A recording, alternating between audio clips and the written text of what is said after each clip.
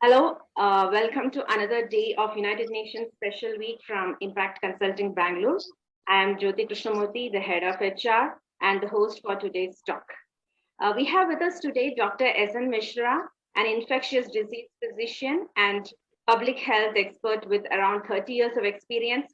He's currently serving as the team lead in Health and Beyond Foundation, which is a public health and social development organization, and also serving as the director in Health and Beyond Consultants LLP. His role and contribution are very much significant in achieving the SDG 3 of good health and especially in these COVID-19 pandemic times. Dr. Mishra, thanks a lot for joining us today. How do you feel about being part of our UN Special Week? Thank you, Jyoti. Thank you very much. And thank you and Impact Consulting for this opportunity. Yes, SDGs are the biggest or the largest targets for overall development globally, and we all abide by it. And it's good to be part of these discussions. And it's good that we are talking at the time when we are slowly or gradually recovering from a devastating pandemic, which brought back a lot of these targets behind schedule. So we'll discuss a little more in this. Yes, yes, sir. So can we get it started with a short intro from your side, sir? Yes, I am a medical graduate. I started my professional life as a clinician. I was working in hospitals, and then when I did my specialization in clinical tropical medicine, I worked a lot and my research was on HIV, and I worked a lot among HIV/AIDS patients. Then when I returned back after my master's, I was fortunate enough to get an opportunity to work with the National AIDS Control Organization, the NACO program or the HIV program in India, in the Ministry of Health and Family Welfare. And those were the early initial days of the epidemic in the mid to late 90s, where India was being very greatly hit by the pandemic. And we needed all hands on the deck, like all experts were called upon to contribute to managing this epidemic. So that led me to working in a public health program where I realized this HIV/AIDS program, and gradually as we came to know many other programs, go beyond the walls of a hospital or a clinical setup.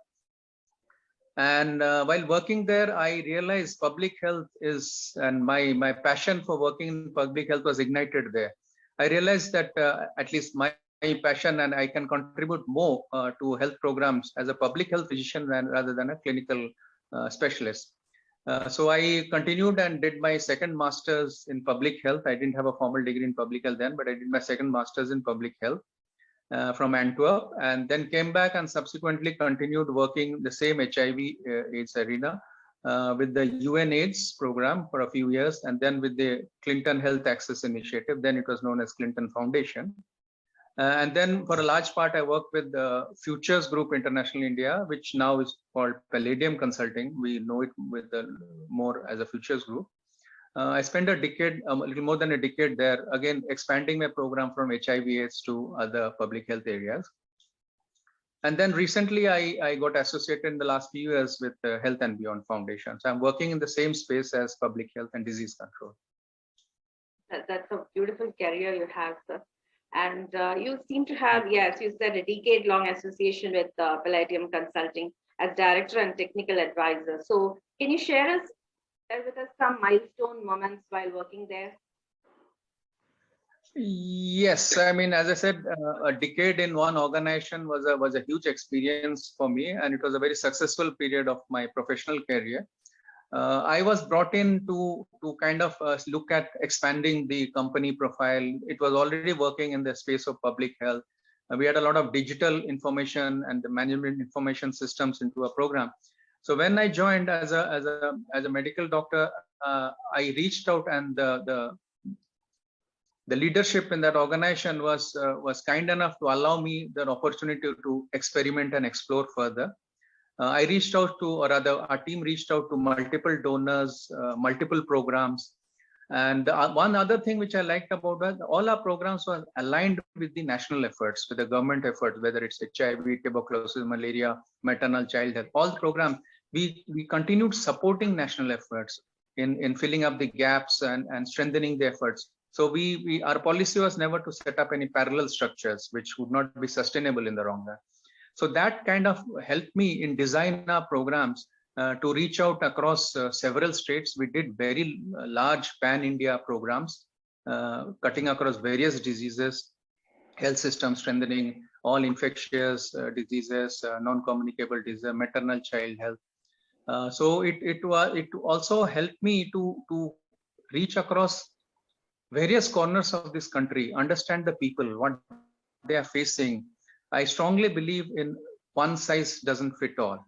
So when you go to a district in the northeast or go to a remote hilly area in Uttar Pradesh, in Uttarakhand or Himachal, you realize the people requirement of public health of those people are very different than somebody sit in the plains or maybe in an urban area. So that was a big takeaway for me from working with Palladium. A couple of, as I said, there are many other takeaways, but a couple of things I would like to highlight.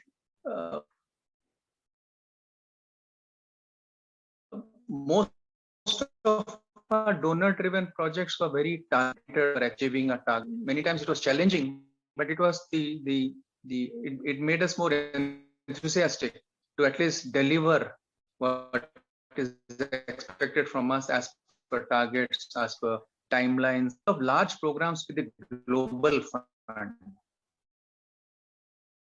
And Global Fund is a tough taskmaster.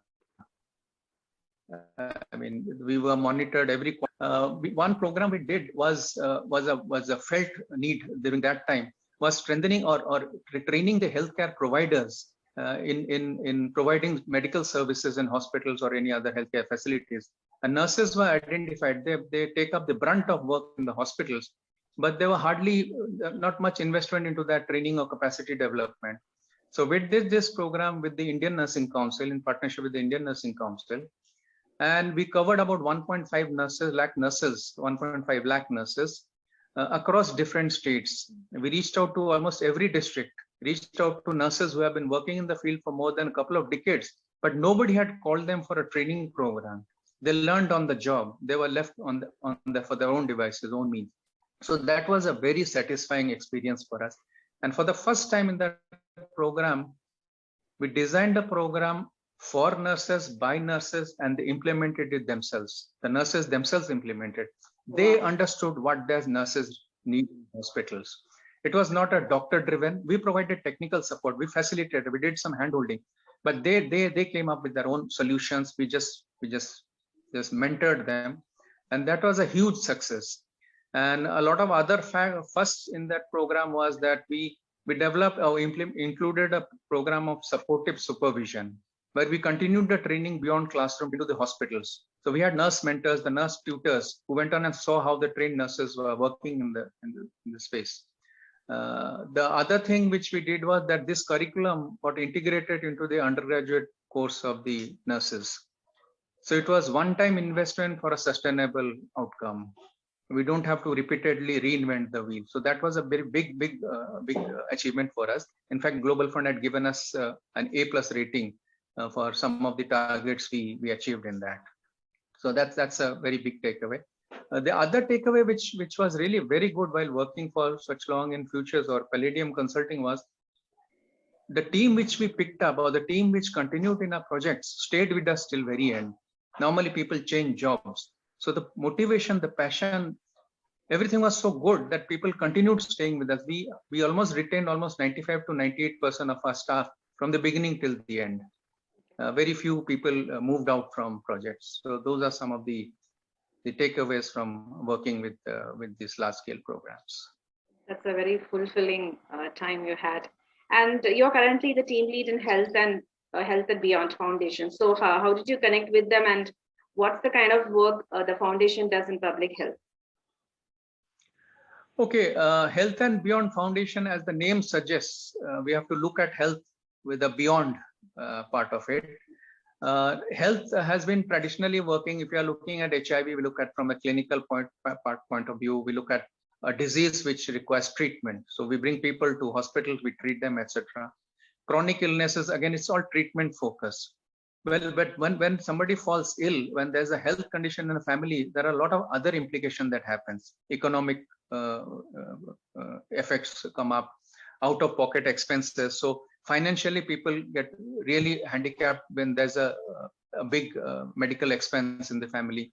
The other thing which looked at was anybody who falls ill, particularly chronic long-term illnesses or fatal illnesses.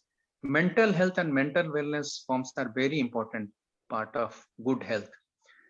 So this Health and Beyond Foundation, we kind of had the privilege of working a little beyond the traditional health fields, looking at mental health, looking at mental wellness, looking at integrating whichever healthcare provision, preventive health, promotive health, investing, telling people to invest in preventing illness rather than waiting for going to hospital and getting some pills.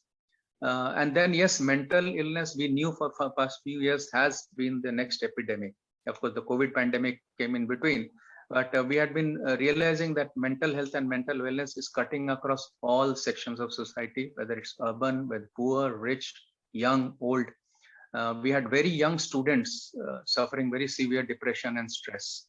So that gave us an opportunity to expand our working base, working profile, and look at other aspects which will help in promoting good health and wellness. So that's how Health and Beyond Foundation is working towards. Yeah. And as a mom of two teenagers, I was very happy to see the series of webinars you had done for the mental and physical well-being of the children. And how effective was that? And what is your take on bringing children back to the school? Okay. Well, let's talk a little bit about the work we have been doing. As I said, long before COVID and the webinars, we had been working towards mental health. We had done a lot of seminars and conferences among graduate and undergraduate and postgraduate students. We got a feedback, and we were surprised to see the feedback that came from our participants. The last thing they wanted was they went to a hospital, sought the help of a counselor or psychiatrist. Most of them kept it to themselves. And the second thing was they took up, like, physical fitness featured very important. They let go of their stress by taking up some sports, some hobbies. Spiritual practices also are featured very importantly in this. So then we realized that we need to take this much ahead. And then we realized stress is happening at a very young age also, because of pressures of doing better in schools and colleges, of getting a job, getting married, so a lot of issues. So as I said, we had been doing this seminars and webinars, but yes, the COVID pandemic highlighted this even more. With children away from schools and being locked up in homes, digital education to a certain extent can be a complement to normal classroom training, at least in schools and young age. It can replace schools. So it's very important that children go back to school. And we did a lot of webinars with the school teachers also. They were also struggling with the digital platform or how to teach them. Because school is not necessarily only a knowledge. There's an overall social development that happens to a child when he's in school. So we are hoping that with vaccinations coming up, and now we have vaccines for children. So in a couple of months, 3-4 months time, if we have a majority of the children being vaccinated, I think gradually the schools can open up, and like alternate day schools, senior classes first, etc. Have this. I mean, we still insist you have to continue mass social distancing. Hand wash has to be continued for some more time. But I think it's time, because 2 years is too long a time for a child to be away from any kind of interaction with schools, teachers, classmates, students, etc. So we are hoping for the best, that subsequently in the next few months' time, children should go back to schools. We all hope so. And in terms of SDG, good health and well-being, what are the kind of challenges, say top 3 challenges we are facing at this point in the world? And can you highlight a bit on maybe a couple of very significant initiatives which are happening or undertaken in the public health arena? Okay, now just to highlight a little bit, while we work on good health and wellness, if you look at the SDG 3, it talks good health and well-being. But I think the well-being needs to be prioritized most, because with well-being will come good health. Right. I think it should be the other way around. You should feel well, then you can maintain good health. And of course, it's a cycle. With good health, of course, you feel good.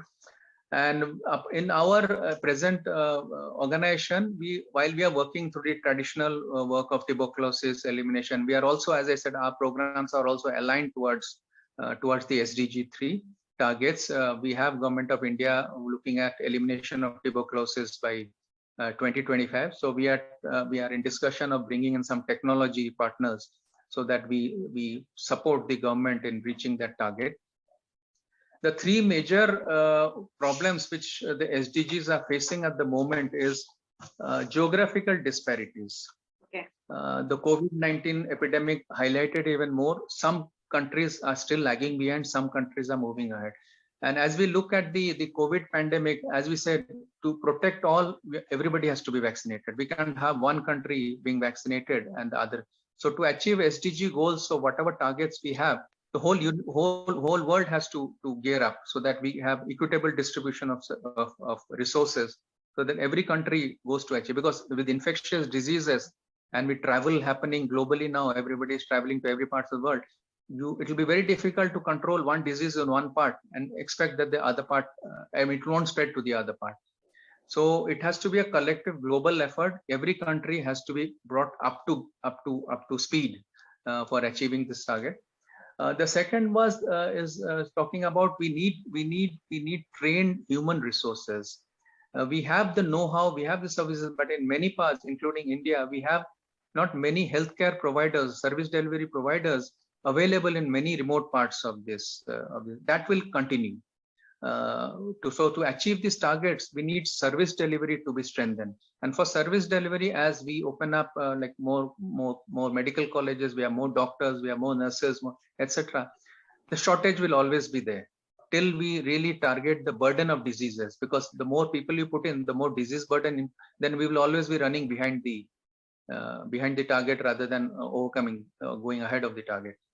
So my take on this is to look at smarter ways of providing service delivery, bring in technology, bring in AI-based solutions, which will take away a lot of load from the service providers at the field level. Have paramedics being trained on these devices to support through a teleconsultation, telemedicine, where we need not have specialists sitting in every corner of the country. So that is the second. The third area people have been talking about is lack of resources, finances. That again will continue. So we cannot wait for adequate money or funds to come in. So whatever available resources we have to take forward, we have to see that we integrate and complement efforts so that we don't duplicate or run programs in silos or in parallel.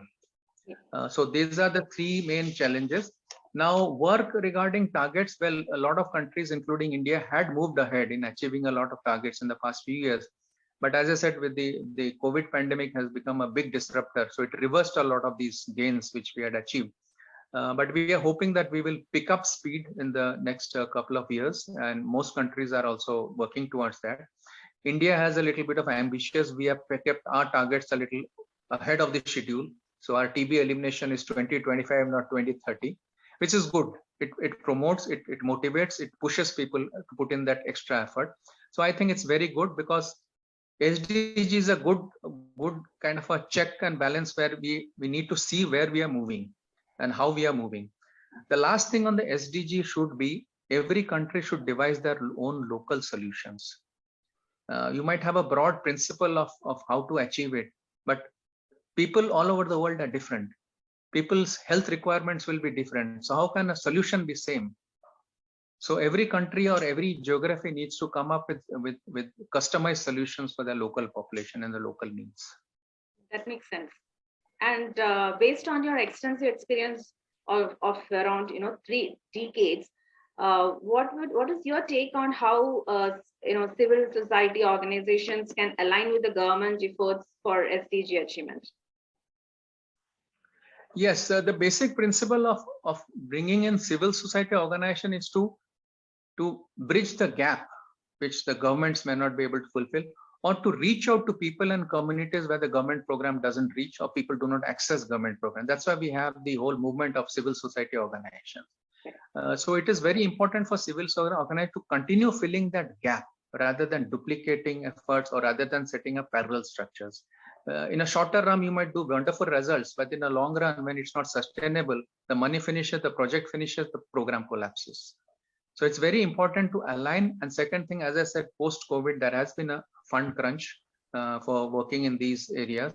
So my suggestion is, and like we are also doing, we are reaching out to partners, local partners, so that we complement each other's efforts. We see that we have a optimal distribution of resources to deliver our results and achieve our goals. So I think it's very important for civil society with complementing effort to come together and work for a cause rather than continue working independently as before. So that's the reboot which the COVID pandemic has done. That's a very valid point.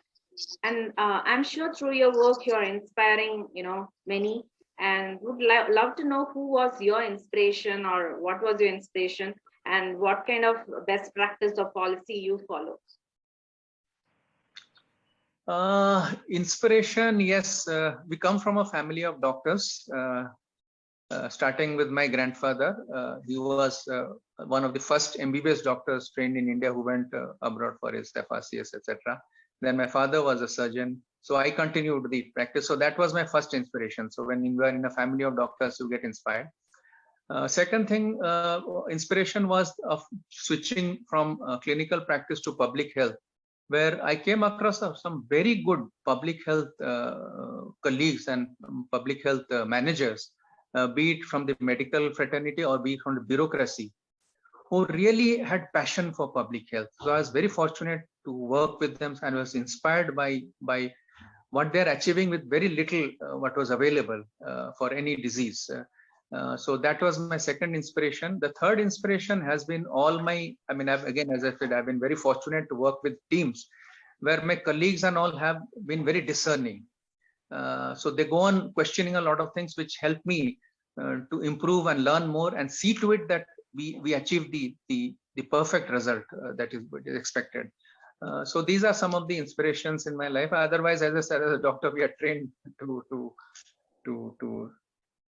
control diseases and illness. Yes. And any major changes we want to bring to the world have to start from our homes, right? So what is your advice or takeaway tips to a common man in achieving good health and well-being? Couple of. Yes, we have been talking about a lot of in the past of like health is wealth, health is important, take care of your health. But I think the biggest teacher was the coronavirus. Whoever had not learned everything that is to be learned about health. So my take on this, or my thing is that don't think hospitals and healthcare is going to be an answer to all your healthcare needs. We found during the second wave and the first wave, with all the tertiary care in the world, it was not enough for everybody. So tertiary care is for any kind of emergency or eventuality. You can't live a life expecting the tertiary care or clinical care to take care of your health needs. So my advice is please invest a lot in a healthy lifestyle. Look at, physical fitness and mental fitness is very important at a very early age. Look at investing little bit of effort, time, money, energy into looking after your own body and your own self. I'll just make a small quote which I picked up today. It talks about that life is not merely living. Life is but being well. If you take some medicines, you feel good because you are free from that particular illness, but you necessarily may not be living good. So more important is invest in good living and healthy living rather than a good access to a medical care. I think that's very important. That's really thought provoking, and I think it was. I'm sure that all this would have brought a lot of clarity to those who wants to work towards global health, as well as those who are looking for some kind of awareness towards how to improve our well-being and health. And thanks a lot, doctor, for your time and patience and sharing your thoughts with us. And it has been a real pleasure and privilege to have you with us in this special week. So I think it's time to wrap up. So any words for us? No, thank you so much. Thank you for the opportunity, and I hope that I shared all my vision, my mind with you. So it was good talking to you. It was good discussing a lot of things. Thank you so much. Thank you. And with that, it's time for us to wrap it up, folks. And thank you for watching. And this is Jyoti signing off. Have a blessed day. Thank you. Thank you.